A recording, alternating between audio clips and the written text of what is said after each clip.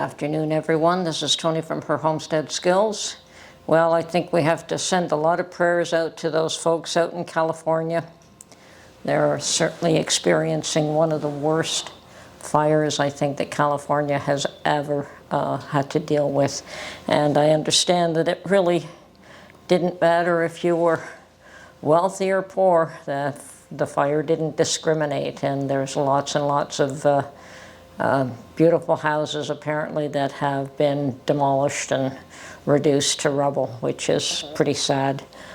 Insurance is also an issue there because of certain things, probably because fires are far too constant, and the insurance companies were not allowed to increase their rates, that a lot of people are probably without insurance, so that can get pretty ugly for some people, sadly. So yes, I think a lot of prayers and whatever help is needed. I understand that even Canada is sending some water planes or something. I thought I read something about somebody from, they're coming from Quebec, which is quite a ways. So I don't know if there's anything in the BC, Alberta area, which is probably a lot closer, that they could send some items as well. And maybe they already have, I don't know. As well, I understand more to the east here that you're going to be experiencing quite a winter blast. And from what I have been able to ascertain, that is something that for us is pretty much commonplace this time of year. Anywhere from 2 to 6 to 10 inches is not unheard of here. So, but the difference locally here is that it is, that kind of snowfall is common enough. It happens often enough during the winter that there are snow plows and salt trucks already prepared every fall for the winter, for the duration for the winter.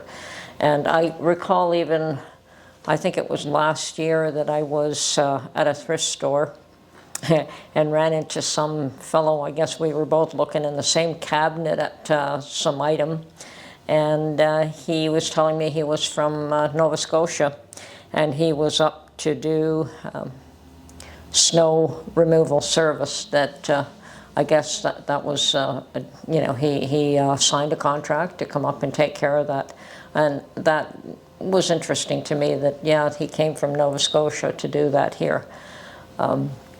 So I guess people travel for work wherever they can get it. Now, yesterday, Mark opened one of my locked cabinets here. And not that these items need to be locked in that cabinet, but that is one place where I was able to stash some of my quilts. I have too many of them, actually. And he was looking for something, and I noticed that, oh yes, I had this one quilt that is a whole cloth quilt that I did make on the long arm machine. It's not something that, it's all stitched. There's no piecing involved. There is the layers, the multiple layers, but there is no piecing involved. And I designed my own sample of a double wedding ring, and that's what this one is. So I'm going to see if I can show it to you here and see if you can get a bit of an idea. So it is a cream colored, and the double wedding ring is pretty obvious. Let's see if I could make that smaller. If I put the camera further away, maybe it's a little easier to see. So that is the pattern, and it is a queen size quilt, and I realized that I have never finished the binding on this quilt. It has been trimmed, it was ready, and it's just one of those things. I think every quilter has some of those, I think there's a special term for them, UFOs or something, unfinished objects. And so this morning I decided that I would try to get to it and see what I can do. And of course the first thing I did was cut a whole bunch of bias binding, because this quilt actually, it is a double wedding ring, but the edges are the rings themselves. I did not go with a straight edge on this. So a bias binding would be the easiest thing to put on. So I'll take my time. I'm in no rush to get it done, but it's been 5 years at least sitting in the cupboard, not, getting done. I think I may have 1 or 2 other pieces that need completion, but this is a lovely quilt. It is, if you like a whole cloth, if you like the light colored ones, and I do. And besides putting the binding on, I noticed that I have a lot of threads to trim on it as well. So the quilt itself was completed, other than the binding and other than trimming threads. So even the trimming of the threads in each block is going to be a little bit of work. So I've got my work cut out for me there. But pulled out the old sewing machine and I started to put some of this bias binding together. And once it's done, then I'll sew it onto the quilt on the one side by machine and on the other side by hand. So it's going to be a bit of work. I always do it that way, one side by machine, the other side by hand. And that's it for another one of those winter chores that you do during the season that you don't want to go out and about. And yes, my oven's clean now, and my bathroom has been scrubbed this morning. It's another one of those hateful jobs, but it's got to be done. The bathroom especially, got to keep an eye on it. Can't neglect it as badly as the oven, because then it's, really ugly. But yeah, I did the bathrooms this morning and started on my binding as well. So, as I said, it's going to take me a little while. I'm not all that enthusiastic about doing this, but it should get done. And once it's done, I will be happy that it has been completed, that's for sure. So, I understand that Trump was sentenced, I think that's the term. Yes, he was sentenced, and he is now a convicted felon. That's the word. Yeah, but I'm sure that will be overturned. It sounded like it was, from everything that I hear from all these legal experts, that it was a real farce and it should never have been brought. And sounds like he will have no trouble overturning it. It's just more crap to deal with, but it seems to follow him. It seems to follow him no matter where he goes, and it probably won't lighten up. Yes, there are many that are craving his attention right now and wanting to get on his good side, likely because of the harm he could do them. But I'm sure that there are those that will still do their darndest to make life difficult for him. And Biden seems to be putting forward every effort to do that. Oh, and I think what is definitely a victory for girls and probably you, parents as well, young folks, anyone with young daughters. Apparently this Title IX, is it, that they were trying to expand to allow trans people into women's sports and women's locker rooms and all of that has been struck down. So awesome. So Biden lost that one.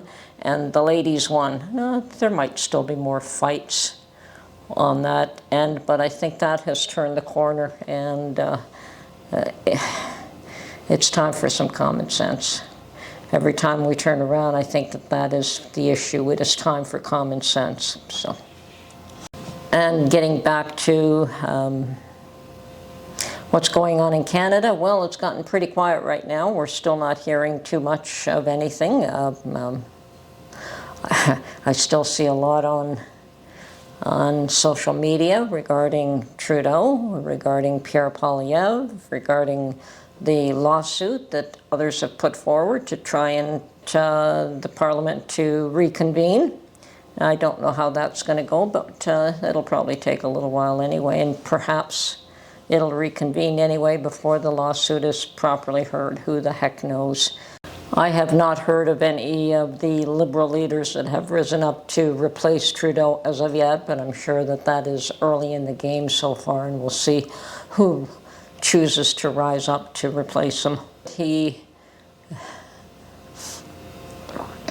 has given himself 3 months. That's basically what he's done. He's bided his time and given himself 3 months, and at this point I don't think he has to negotiate anything with Trump on the trade agreements for those 3 months. That'll be up to the next person. Yes, and Trump is still suggesting that he would like to take over Canada economically. And I don't think that, anyway, I'm not going to comment on that any further. Certainly he will not be dealing with Trudeau on any trade relations. He will be likely dealing with Pierre Poilievre and the Conservative Party, because the likelihood that any Liberal leader will retain power after this next election is probably slim to none.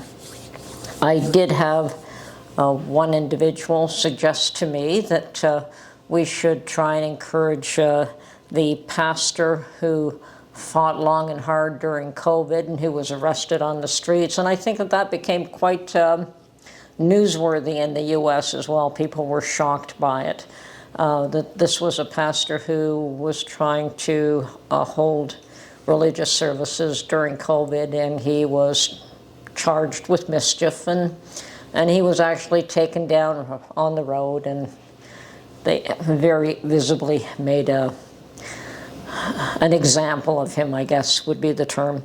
Now, somebody suggested that he was a real fighter, that he was somebody that we should look to becoming Prime Minister. And I had to explain to this individual that that's not the way things work in Canada. Literally, you know, we can't just decide that we want this person any more than Trump can say you should have Wayne Gretzky and support Wayne Gretzky to become the PM. It doesn't work that way. You don't just nominate somebody and they fight for that position. Literally, you have to be the leader of a party in order to potentially hold the position of Prime Minister of Canada. So the only ones who hold that position today would be, that have any chance, would be Trudeau currently, of course, until he's replaced. Pierre Poilievre for the Conservatives. I think there's a Singh for the NDP. Elizabeth, you can forget her. I mean, she's a party of one for the Green Party. And then there's the Bloc Québécois. And the thing is with that party, they're not a national party. They're only a party of Quebec, even though they are a federal party. So the likelihood of them holding the position of, you know, that leader holding the position of Prime Minister would be almost slim to none as well. So it's literally the Liberals, the Conservatives, or the NDP that could become the Prime Minister, and only the leaders of those parties. So what happens is when there is an election, whatever party gets the most amount of seats during the election forms government. Now, it could be a minority government, it could be a majority government. If it's a minority, they need the support of another party. And that's how Trudeau has stayed in power. He only had a minority government. He only won about 1/3 of the votes. That's all. It's not as though he was well loved and people really wanted him there. He only won 1/3 of the votes, and then he made an agreement with the leader of the NDP party, who had enough seats in order to keep him in power. So the two of them together formed a coalition, I guess, to keep him in power. Now, they could have tossed him out any time. That our NDP leader would have pulled his support, and he would not pull his support, and he would not pull his support. And many claim it's because he was waiting to get his pension, which will be February. You have to be in there for 6 years, and in 6 years is February of 2025. So anyway, so no, there is no way that Wayne Gretzky or this pastor from Alberta could possibly be the Prime Minister.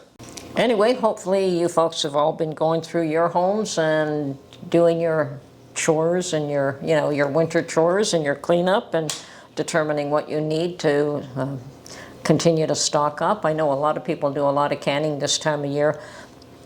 I am not, and there are reasons for it. My pantry is well established and well stocked for the time being. It's just the two of us, and we find that we're eating less and less. Right now we are feasting on turkey soup. And that was that turkey that Mark picked up after Christmas, and we had a number of meals. Mind you, we were sick, so we weren't eating a lot. And after that, it was just best turned into soup. It's amazing how far a meal will go when you turn it into a soup or a stew. I know that I used to always get these roast porks, and we'd have a meal or two out of it, you know, after it was just roasted, and after that we'd cut it up into chunks and make a stew. And yeah, that was also awesome. And that's the kind of food that stick to your ribs kind of food that you eat this time of year too. So it's all good. But I do have to go out and get some chicken carcasses because I ran out of chicken stock for Mark, and he's going into my stash in the cupboard that I hid away from him. He found it, and I really don't want to be canning some up, but I'm going to have to and stash it again. So I'll probably have to make a double batch, one for the refrigerator for him daily and another one to stash away for a while. But anyway, that's another job once I decide to go out. I'm still avoiding the cold weather. And it is bitter here. There's no doubt about it. We don't have the snow yet. But when it comes, I mean, the ground is cold, the air is cold, and the snow will stick around. It will not melt. Once it starts to fall this time of year, I mean, it's rare that we have a January thaw. We do have it on occasion, but I don't see it coming this year. Anyway, this is Tony from her Homestead Skills. Stay warm, stay safe. Pray for those folks in California. And if you're not accustomed to driving in snow and ice, stay off the roads and just be safe. Be safe. Because even though I understand that there's a big snowfall expected today, big by your terms, not ours, I understand that probably it will melt within a short period of time. So it's probably good just to try and hunker down. Unless you have to go out, just hunker down, stay safe, stay warm. Anyway, this is Tony from her Homestead Skills. Talk to you real soon. Bye for now.